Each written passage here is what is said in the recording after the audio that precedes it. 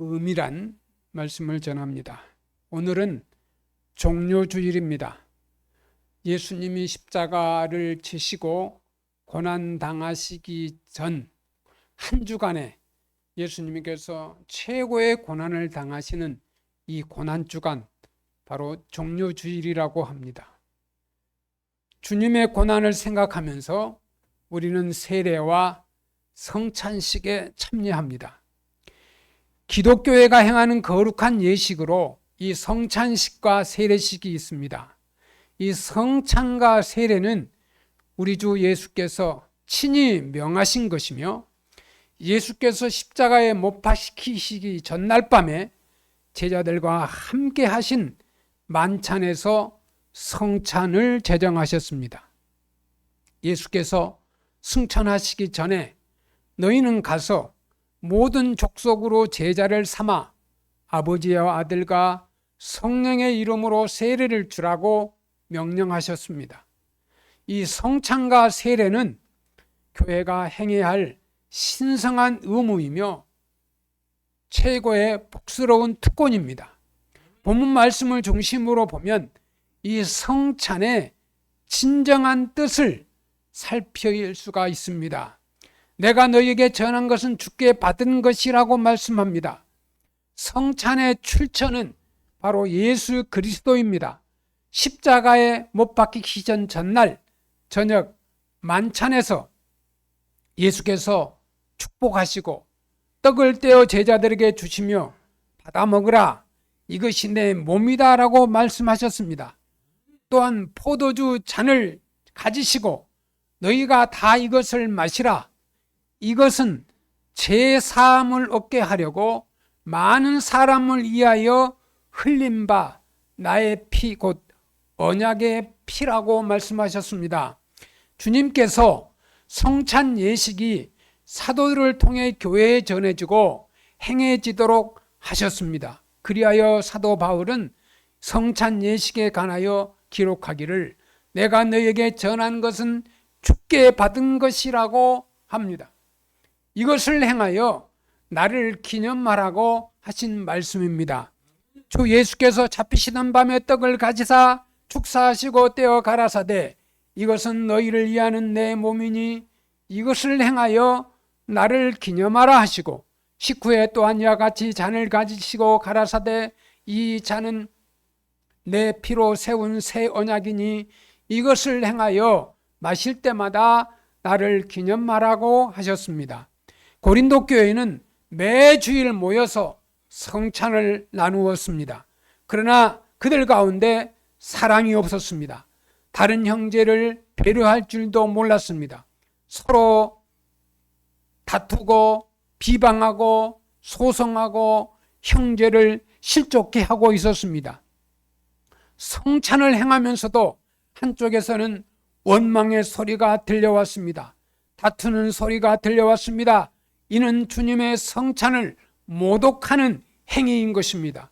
성찬을 행하는 것은 성찬으로 말미암아 주님의 몸과 피에 참여함으로 하나로 결합되어야 합니다.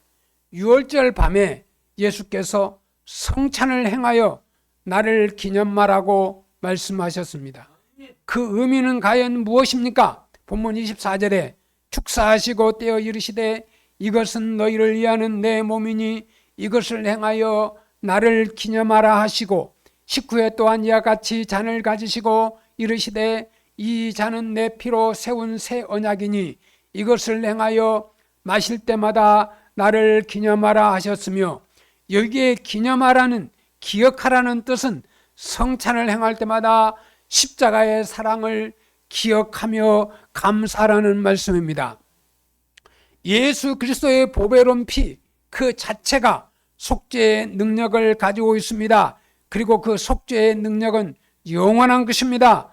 예수님이 십자가에서 흘리신 보혈의 피 능력은 영원히 단번에 죄를 사하신 것입니다. 이 옛 언약은 하나님과 이스라엘 백성 사이에 맺어진 한정된 언약이지만은 예수 그리스도의 피 언약은 온 세상 만민을 향한 것이며 누구든지 믿는 자는 다 해당이 됩니다. 이 떡을 먹으며 이 잔을 마실 때마다 주의 죽으심을 오실 때까지 전하는 것이니라고 말씀하셨습니다. 성찬의 떡을 먹고 마시는 행위, 그 자체가 예수 그리스도의 죽으심을 전파하는 행위인 것입니다.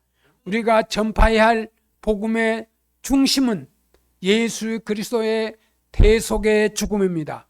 예수 그리스도의 죽음으로 말미암은 이 속죄의 은총을 전하지 않는 교회는 교회가 아닙니다. 사도 바울은 그리스도께서 나를 보내심은 세례를 주게 하려 하심이 아니요 오직 복음을 전케 하려 하심이니, 이 말의 지혜는 지혜로 하지 아니하면 그리스도의 십자가가 헛되지 않게 하려 함이라. 십자가의 도가 멸망하는 자에게는 미련한 것이요 구원을 얻는 우리에게는 하나님의 능력이라고 고린도전서 1장 17절 18절에 말씀하고 있습니다. 내가 너희 중에서 예수 그리스도의 그의 십자가에 못 박힌 것 외에는 아무것도 알지 아니하기로 작정하였다는 바울의 고백입니다. 성찬에 참여하는 성도는 누구나 이 떡을 먹으며 이 잔을 마실 때마다 예수 그리스도의 죽으심으로 말미암은 복음을 전하기로 작정하고 결심해야 합니다. 우리는 성찬을 행할 때마다 구원의 은혜를 기억하고 그리고 감사하여야 합니다. 주님은 떡과 포도주를 가지시고 축사하셨습니다. 이것은 감사의 기도를 의미합니다. 성찬에 참여할 때마다 주님의 은혜를 향한 감사가 충만해져야 합니다. 성찬은 그리스도의 재림에 대한 약속을 내포하고 있습니다. 성찬은 예수 그리스도의 죽으심에 대한 기념이며 그리스도의 재림에 대한 확증입니다. 성찬 예식은 주님께서 다시 오실 때까지 행해져야 합니다. 본문 28절 말씀입니다. 사람이 자기를 살피고 그 후에야 이 떡을 먹고 이 잔을 마실지니, 성찬에 참여하는 성도는 자기 성찰을 하여야 합니다. 자기 반성이 없다면 성찬은 거룩한 의식이 아니며 죄를 짓는 의식이 될 수 있습니다. 그러므로 자신을 살피기 전에는 성찬에 참여하지 말아야 하고 성경은 경고합니다. 성찬을 대하기 전에 하나님의 말씀에 자신을 비추어 보고 거리끼는 것이 없으면 회개하여야 합니다. 자신을 살피지 않고 성찬을 받으면 주의 몸을 합당하지 않게 받는 죄를 범하게 되는 것입니다. 그러므로 성찬을 받을 때마다 주님의 떡과 잔에 합당하게 살았는지 자신을 살펴보아야 합니다. 나를 위해 몸 버리시고 피 흘리신 은혜를 받은 자답게 살았는지 살펴보아야 합니다. 회개로 성찬에 참여할 때 죄 사함의 은혜를 경험할 수 있기 때문입니다. 본문 26절 말씀에 너희가 이 떡을 먹으며 이 잔을 마실 때마다 주의 죽으심을 그가 오실 때까지 전하는 것이니라. 성찬에 참여할 때마다 십자가 앞에서 나 같은 죄인을 구원하시기에 죽으신 주를 선포하는 사명을 내 마음속에 가져야 합니다. 성찬을 행할 때마다 떡과 잔을 나누듯이 구원받지 못한 이들에게 복음을 전해야 합니다. 바울은 성찬은 주님이 다시 오실 때까지 계속 진행되어야 한다고 말합니다. 교회는 성찬을 행하면서 주께서 다시 오시는 마지막 날을 소망으로 기다려야 합니다. 그리고 십자가의 죽으심이 나 한 사람만을 위한 것이 아니라 모든 사람을 위한 것임을 믿고 성찬을 행할 때마다 구원의 복음을 전하기로 결단하여야 합니다. 성찬을 먹고 마시는 것에 그치지 않습니다. 주님이 행하신 일과 고난을 회상하면서 주님을 신앙의 모델로 삼아야 합니다. 주님의 희생을 생각하면서 자기의 희생을 결정하여야 합니다. 그러므로 성찬은 삶의 목적을 새롭게 하는 시간이며 주님을 만나는 거룩한 예식이어야 합니다.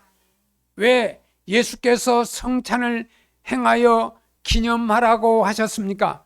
주님에 대한 사랑이 식어짐을 막기 위한 것입니다. 성찬은 식어버린 사랑에 대해서 다시 반성하며 나 중심을 예수 그리스도 중심으로 바꾸는 거룩한 예식입니다. 성찬을 통해 나의 생각, 나의 성품, 나의 말, 나의 행동에 그리스도께서 살아계시도록 하여야 합니다. 성찬의 의미를 그리고 회복하여야 합니다. 그러므로 성찬을 행할 때 감사로 행하시기를 바랍니다. 회개하는 마음으로 행하시기를 바랍니다. 그리고 주의 죽으심을 전하는 마음으로 성찬에 참여하는 복된 성도들이 다 되시기를 바랍니다. 성찬은 예수님의 대속의 죽음과 성도의 하나됨과 주님의 임재와 감사의 의미가 있는 것입니다. 그 의미를 되새기며 자신을 분별하고 통참해서 은혜와 복을 누리시기를 축원합니다. 그리고 너희가 이 떡을 먹으며 이 잔을 마실 때마다 주의 죽으심을 오실 때까지 전하는 것이니라는 말씀입니다. 예수님의 말씀대로 구원의 복음을 주신 주님 앞에 다시 오실 주님 그날까지, 오시는 그날까지 저와 여러분이 늘 주님과 동행하며 구원의 복음을 전하는 여러분이 되시기를 주님의 이름으로 부탁을 드립니다. 기도하겠습니다. 주님 감사합니다. 성찬의 의미를 알고 이제 성찬 예식에 참여합니다. 성령이 도우시고 인도하여 주옵소서. 예수님의 이름으로 기도드리옵나이다. 아멘. 찬송가 222장 찬양 드리며 우리 성찬 예식을 진행하겠습니다. 229장 1절부터 3절까지만 하겠습니다.